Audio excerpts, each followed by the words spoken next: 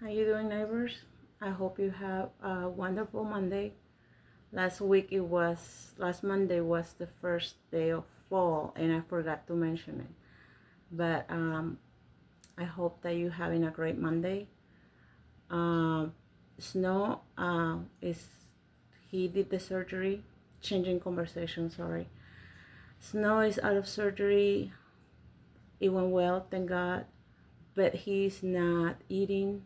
He's not drinking water, and he's losing a lot of weight very fast. So he's in he James took him to the hospital right now. He's gonna get checked again and find out what's going on. We couldn't even give him his medication. So yeah. Um, in another note, when I was talking about the doctors, I'm not saying all doctors are the same. I have four wonderful doctors, one dentist and one orthodontist, that they're very patient with me and they're really caring for my well-being. Also, my head doctor, he's awesome. And my Botox doctor too, he's great and they're very patient. It's just that this doctor in the emergency room, he works in emergency every Friday, Saturday, and Sunday. And it's very difficult if I have an emergency because he knows me, and that's just him, that he won't be able to see me because he just, like I said, he doesn't want to see me. But that's fine. If it's a real emergency next time, I will go far away from this area to go see another doctor. But that's it. I mean, I'm not talking about general doctors. It's just one doctor. It's always like that everywhere. But there is awesome doctors. Like I said, I have four great ones, and I'm thankful for that. Okay. And another note, when I was talking to you last Monday, when I said that I was going to talk to you about why I'm like in this situation now, I don't know if you guys noticed. You probably have, like I have a lot of hard time pronouncing words, even when I write my words, and that's because I suffer from dyslexia. I've been dyslexic all my life since I know since I started going to school, but I was definitely showing signs before I went to school because I was not speaking right words. I was not clear on how I talk. So that was, I guess, one sign of me having problems with, learning abilities. Another disability that I have that I was hiding, but it's difficult to hide when you notice things. And like I said before, I mentioned that I have a site named Uma Blue. Is a I op on Facebook. I open it for, I wanted to be a marine biologist. That was my dream. That was my greatest dream, to become a marine biologist. And due to my disability, I was not able to, finish school or graduate. And, it was just a heartbreaking for me because I really wanted to become a marine biologist. So I opened a site on Facebook named Uma Blue to help students that are learning about marine life.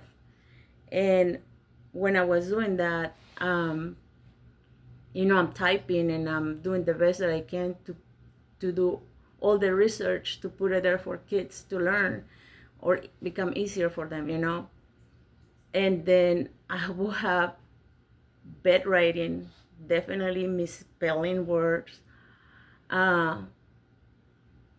And people were making fun of my writing, like one time I put oil spell and instead of oil spill. And people were, yeah, wrong spelling. you know. It was devastated at that time for me at that time, because I'm trying my best, and so I stopped posting for like years, because I was like, well, I guess I can't do that either. So, and now I'm just beginning to start posting. I haven't posted for 2 weeks because Snow has been sick and I've been sick. Um, but I have to start posting on Umablu. Is spelled HUMABLUE,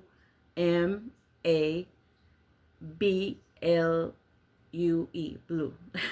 So yeah.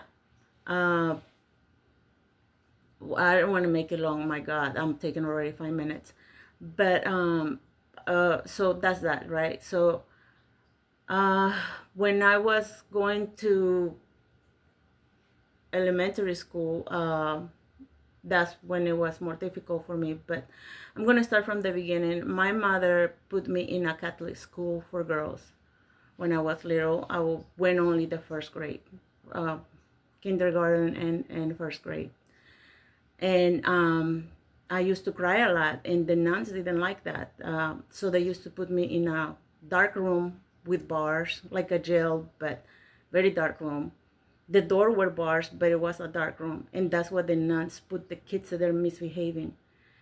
And I didn't like going to that school because, number one, the nuns, they scare me, And here we go again. It's not all the nuns are bad. There's a few, that they're kind of mean. And so was this nun that she never liked me. She was my teacher. And as soon as my mom would leave me, I would have an anxiety separation, attack. And I would just cry, cry, cry. And I didn't stop crying until she picked me up. So I didn't have a class. I was just put all day in that dark room. So that affected me too. Um, After my mother one time came early to pick me up and I wasn't in the classroom. So she asked where I was, and then the nun was like, oh, oops, right? And then she took my mom where I was, and that's when she saw me that I was in the dark room by myself, crying, crying, crying, crying. So she pulled me out of the school, and then she took me to her school because my mother was a teacher. So my mother was teaching at that time also first grade. First grade. She would teach first grade to third grade. So she was teaching first grade, and I guess she wanted me to have a better education, I guess, or not. I don't know, but she put me in there in the Catholic school. So she took me out, and when I was in her school, I was just feeling more comfortable. So I was just, I couldn't concentrate in the classes, and then she knew that, but she really didn't really pay attention much. So next, I did the whole year like that, not really caring. I was playing all the time. Not that I didn't care. It was just fun for me. Second grade, she was my teacher too. Third grade, she was my teacher. By the time I went to the fourth grade, I have another teacher, and she noticed that immediately I was having a hard time with school, and she told my mom she needs to study more at home, she needs to do her homework, things like that. And so she was my mom's best friend, and because she was my mom's best friend, she passed me to fifth grade. When I was in fifth grade, there was a male teacher, and he definitely knew right away that I have a hard time with school, with words, reading, writing, everything. So he talked to my mom and me and said, okay, if you really hurry up by half semester, if you really work hard, you can pass. And I said, okay, but that didn't happen. So I repeat the fifth grade. And of course, I'm in fifth grade, not knowing how to read and write at that age, at that level of school. So I repeated, and then, of course, I have to work hard. And in my mind, I thought that I was reading. In my mind, I thought that I was writing. But there were no no signs of letters or words in my writing. It was just scribbles, like I thought I was writing, but it wasn't. So anyway, so during that time when I was younger, my mother put my brother in charge to teach me how to read and write. And this happened when I was in second grade. Uh, so my brother, my brother is a psychopath. He's a he's not a good person. He is. I'm not gonna say big words because YouTube, but I'm gonna everything mean. If you can understand what I'm saying, everything mean. Uh, Bad. So he will read to me some words, and then I have to repeat it. Two words, two letters I was able to repeat, but three or more I couldn't figure that out. I will say it backwards. I will take out one letter, or I put another letter. That's the struggle that I was having. I couldn't really figure out letters. Numbers, not to mention, numbers was a nightmare. I couldn't figure them out for nothing. I'm still having a hard time with everything, but I'm doing my best. I'm doing my best. I can read and write. I learn another language, but I was struggling here too.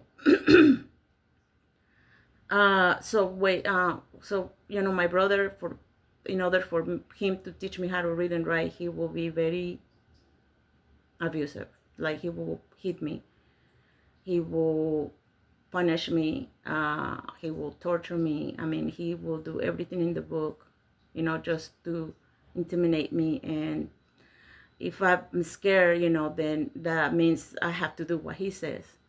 But when all that came, when he was doing all that stuff, just for me to learn and to listen what he says, to do what he says, I was oh my God, the dryer is going insane. I can't stand that noise. Sorry, it's making me crazy right now. So it's very difficult, but if you can understand what I'm trying to say, so, oh God, I can't really say it because he was very abusive towards me on all kinds of things, all kinds, if you can imagine, all kinds, mentally, physically, verbally, mentally, everything. So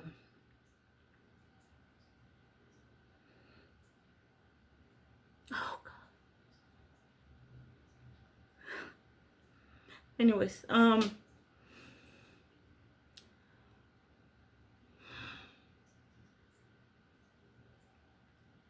so growing up with that trauma,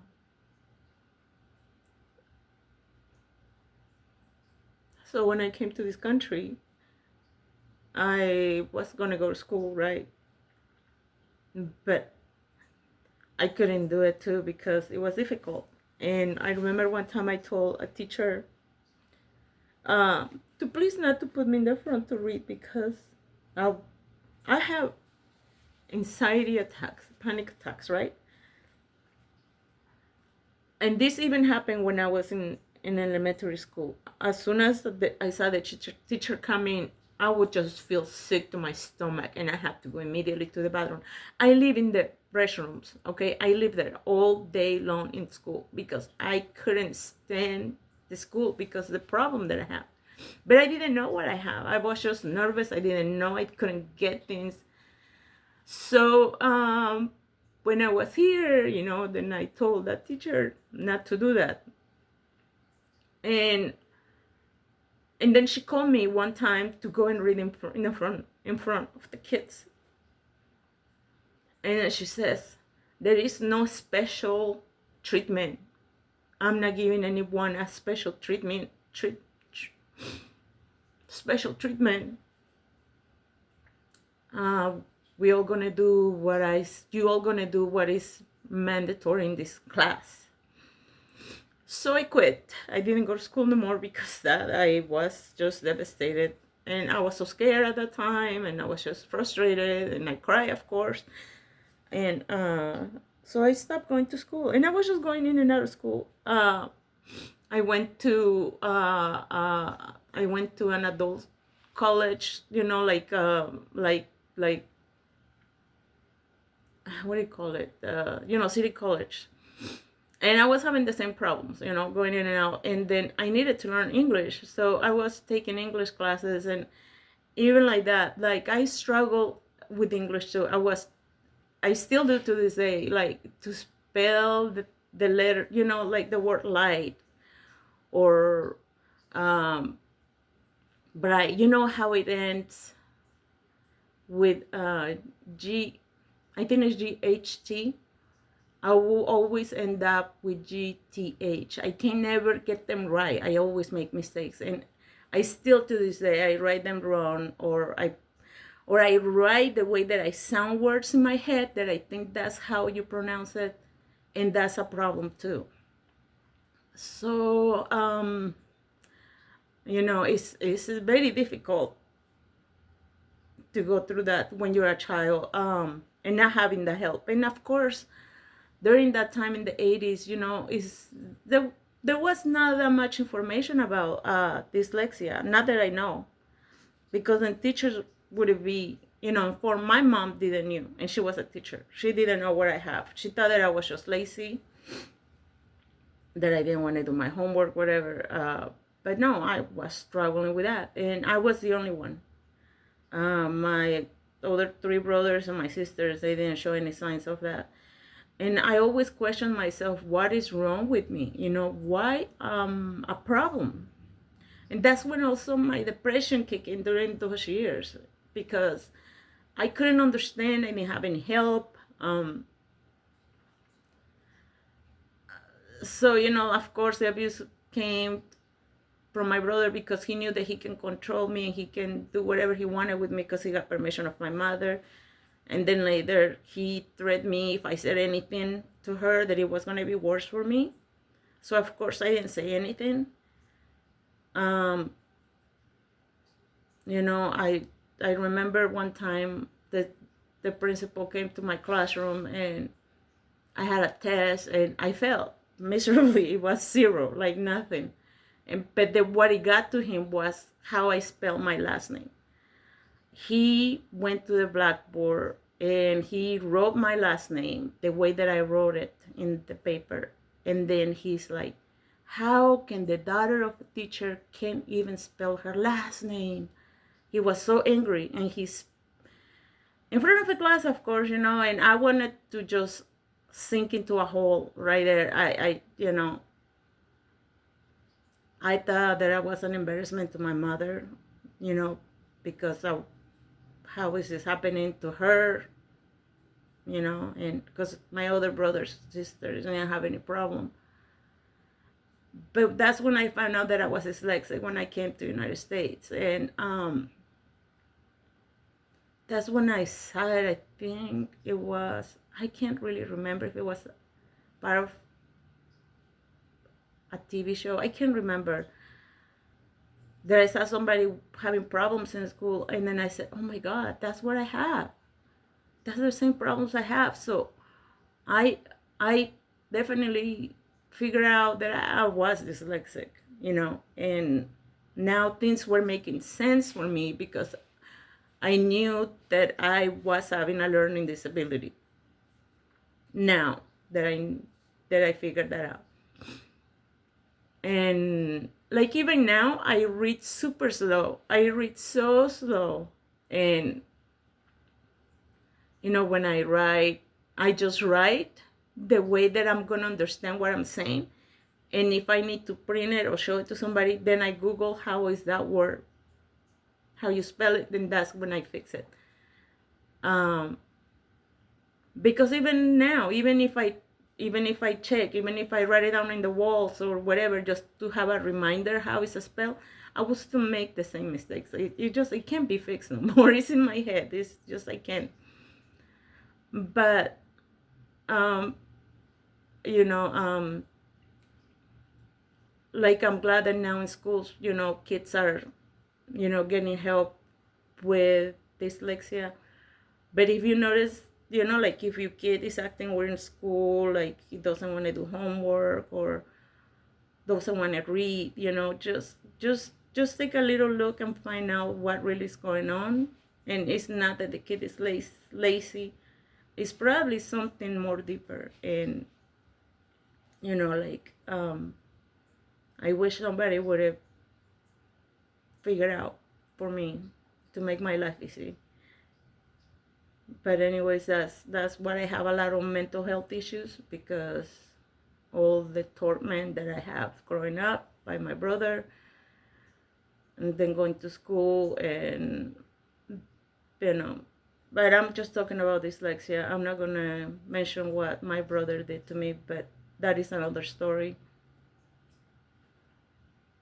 But that's part of why I also heard from doctors that kids with dyslexia have the higher percentage of being abused, whatever type of it, bullying, other kinds.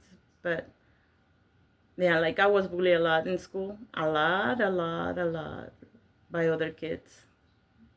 They would call me dumb, stupid, ha ha ha, the daughter of the teacher, like always. And she can even spell her name, and you know, it was very difficult. And but I grew up, and I'm still struggling. But that's just what I wanted to tell you in case if you see I have made mistakes in my videos. If you pay attention the way I write things and I show you my list or paper where I write when I talk, it's not that, it's not just because it's my second language, it's because the way I hear it in my head. Like I said a lot, I'm gonna, and instead of I'm gonna.